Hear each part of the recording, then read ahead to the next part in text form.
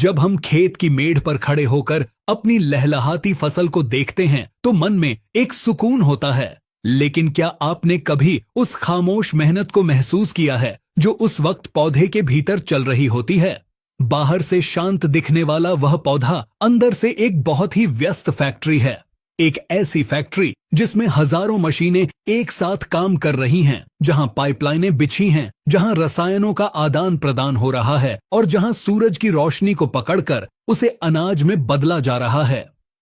हम अक्सर बाजार से महंगी खाद, टॉनिक और ग्रोथ प्रमोटर खरीद कर लाते हैं। हमें लगता है कि पौधे की ताकत उस बोरी में बंद है, लेकिन यह आधा सच है। खाद तो सिर्फ एक सहायक है, असली जादूगर तो खुद पौधा है। अगर हम यह समझ जाएं कि पौधा अपना भोजन कैसे बनाता है, वह कैसे सांस लेता है और कैसे मिट्टी से तत्वों को उठाकर दाने में भरता है, तो यकीन मानिए आप अपनी खेती का खर्च आधा कर सकते हैं और पैदावार दोगुनी। आज के इस वीडियो में हम खेती के सबसे गहरे विज्ञान में गोता लगाएंगे। हम बात करेंगे उस प्रक्रिया की जिसे दुनिया प्रकाश संश्लेषण कहती है। यह केवल एक किताबी शब्द है नहीं है, यह वह प्रक्रिया है जिस पर पूरी दुनिया का पेट भरता है। आइए इस अद्भुत सफर की शुरुआत करते हैं। आपने अभी तक चैनल को सब्सक्राइब नहीं किया है तो चैनल को सब्सक्राइब करें और वीडियो को लाइक करें। सबसे पहले हमें पौधे के नजरिए से दुनिया को देखना होगा। हम इंसान उपभोक्ताओं की श्रेणी में आते हैं, यानी हम दूसरों का बनाया हुआ भोजन खाते हैं। लेकिन पौधे निर्माता हैं। वे किसी और पर निर्भर नहीं हैं। वे अपना भोजन शून्य से बनाते हैं। उनके पास न तो चलने के लिए पैर हैं और न ही शिकार करने के लिए हाथ, फिर भी वे जिंदा हैं और बढ़ रहे हैं। आखिर कैसे? इस सवाल का जवाब छिपा है पौधे की पत्तियों में। जिसे हम साधारण पत्ता समझते हैं, वह असल में कुदरत का बनाया हुआ सबसे बेहतरीन सोलर पैनल और दुनिया का सबसे एडवांस किचन है। पौधे का पूरा जीवन चक्र इसी किचन में पकने वाले भोजन पर निर्भर करता है। इस पूरी प्रक्रिया को समझने के लिए हमें 4 मुख्य पात्रों को जानना होगा। ये 4 पात्र हैं: सूरज की रोशनी, पानी, कार्बन डाइऑक्साइड और क्लोरोफिल। जब ये चारों एक सही अनुपात में मिलते हैं तभी फसल बम्पर होती है। अगर इनमें से एक भी रूठ जाए तो आप चाहे कितना भी डीएपी डाल लें, पैदावार नहीं बढ़ेगी। कहानी की शुरुआत होती है सुबह की पहली किरण के साथ। जैसे ही सूरज निकलता है, पौधे की पत्तियां सक्रिय हो जाती हैं। पत्तियों के अंदर एक हरा पदार्थ होता है जिसे क्लोरोफिल कहते हैं। आपने देखा होगा कि जिस फसल का रंग गहरा हरा होता है वह ज्यादा स्वस्थ होती है। ऐसा क्यों? क्योंकि गहरा हरा रंग इस बात का सबूत है कि उस पौधे में क्लोरोफिल कूट कूट कर भरा है। यह क्लोरोफिल एक एंटीना की तरह काम करता है। इसका काम है सूरज से आने वाली ऊर्जा को पकड़ना। यह सूरज की रोशनी को सोख लेता है और उसे अपने अंदर कैद कर लेता है। बिना क्लोरोफिल के सूरज की रोशनी पौधे के लिए बेकार है। लेकिन सिर्फ ऊर्जा से पेट नहीं भरता, भोजन बनाने के लिए कच्चा माल भी चाहिए। यहां भूमिका आती है जड़ों की। जमीन के नीचे अंधेरे में पौधे की जड़ें एक बहुत बड़े नेटवर्क की तरह फैली होती हैं। इन जड़ों पर बहुत बारीक बाल होते हैं जिन्हें रूट हेयर्स कहते हैं। ये बाल मिट्टी के कणों के बीच छिपे हुए पानी को ढूंढ निकालते हैं। अब सवाल यह आता है कि जमीन के नीचे का पानी 100 फीट ऊपर पेड़ की पत्ती तक कैसे पहुंचता है? यहां कोई बिजली की मोटर नहीं लगी है। यहां काम करता है खिंचाव का सिद्धांत। जब सूरज की गर्मी से पत्तियों से पानी भाप बनकर उड़ता है तो ऊपर एक खाली जगह बनती है। इस खाली जगह को भरने के लिए नीचे से पानी ऊपर खींचता है। इसे आप ऐसे समझ सकते हैं जैसे हम स्ट्रॉ से कोल्ड ड्रिंक पीते हैं। जब हम ऊपर से खींचते हैं तो नीचे का लिक्विड अपने आप ऊपर आता है। पौधे के तने के अंदर बहुत पतली पतली नलियां होती हैं जिन्हें जाइलम कहा जाता है। पानी इन्हीं नलियों से होता हुआ रफ्तार के साथ ऊपर चढ़ता है। और खास बात यह है कि यह पानी अकेला नहीं आता। यह अपने साथ मिट्टी में घुले हुए नाइट्रोजन, पोटाश, सल्फर और जिंक जैसे खनिजों को भी घोलकर ऊपर ले आता है। यानी पानी पौधे का ट्रांसपोर्ट सिस्टम है। अब पत्ती के पास सूरज की ऊर्जा भी है और पानी भी, लेकिन भोजन बनाने के लिए एक और खास चीज चाहिए और वह है कार्बन डाइऑक्साइड। यह वही गैस है जिसे हम इंसान बेकार समझकर सांस के जरिए बाहर छोड़ते हैं, लेकिन पौधों के लिए यह गैस अमृत है। पौधे की पत्तियों के नीचे लाखों सूक्ष्म छिद्र होते हैं जिन्हें रंध्र या स्टोमेटा कहते हैं। ये रंध्र पौधे की नाक हैं। दिन के समय जब धूप होती है तो ये रंध्र खुल जाते हैं और हवा से कार्बन डाइऑक्साइड को अंदर खींच लेते हैं। अब किचन में सारा सामान आ चुका है, पानी, कार्बन डाइऑक्साइड और सूरज की ऊर्जा। अब क्लोरोफिल अपना कमाल दिखाता है। सूरज की ऊर्जा का इस्तेमाल करके क्लोरोफिल पानी के अणुओं को तोड़ देता है। यह एक बहुत बड़ा रासायनिक विस्फोट है जो पत्ती के अंदर होता है, लेकिन हमें सुनाई नहीं देता। पानी के टूटने से ऑक्सीजन गैस निकलती है जिसे पौधा तुरंत रंध्रों के जरिए बाहर फेंक देता है। यही वो ऑक्सीजन है जिससे हम जिंदा हैं। और जो हाइड्रोजन बचती है उसे कार्बन डाइऑक्साइड के साथ मिलाकर एक नया पदार्थ बनाया जाता है जिसे ग्लूकोज कहते हैं। सरल भाषा में कहें तो ग्लूकोज पौधों की चीनी है। यही वह असली कमाई है जो पौधे ने दिन भर मेहनत करके बनाई है। इसी ग्लूकोज को खाकर पौधा बढ़ता है, इसी से तना मोटा होता है और इसी से फल में मिठास आती है। अब यहां एक बहुत बड़ा पेंच है जिसे समझना हर किसान के लिए जरूरी है। अक्सर हम देखते हैं कि हम खेत में खाद तो बहुत डालते हैं, लेकिन फसल फिर भी पीली रहती है या बढ़ती नहीं है। इसका कारण क्या है? इसका कारण यह है कि हम पौधे को सिर्फ कच्चा माल दे रहे हैं, लेकिन उसकी मशीनरी खराब है। आइए समझते हैं कि अलग अलग खाद इस प्रक्रिया में कहां काम आती है। सबसे पहले नाइट्रोजन। नाइट्रोजन का काम है पौधे के शरीर को बनाना और क्लोरोफिल का निर्माण करना। अगर नाइट्रोजन कम होगा तो पत्तियां पीली पड़ जाएंगी।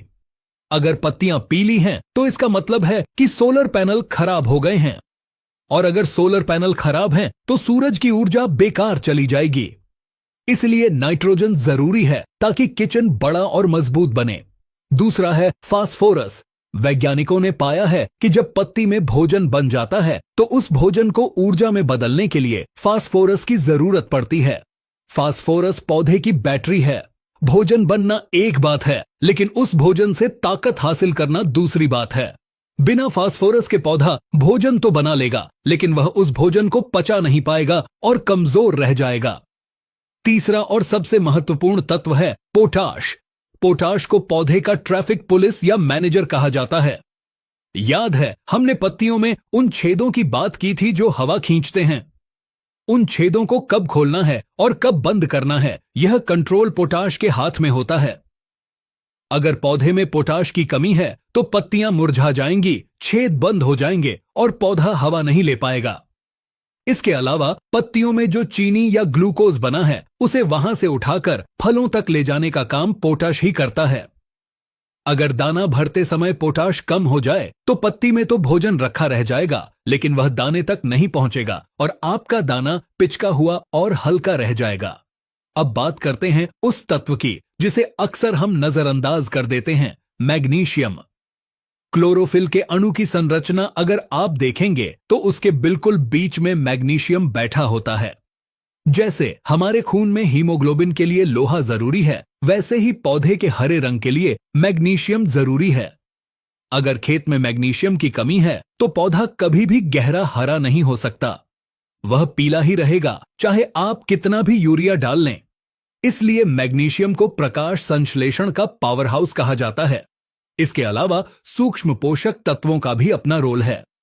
जैसे जिंक, यह पौधे में हार्मोन बनाने में मदद करता है जिससे पत्तियां चौड़ी होती हैं।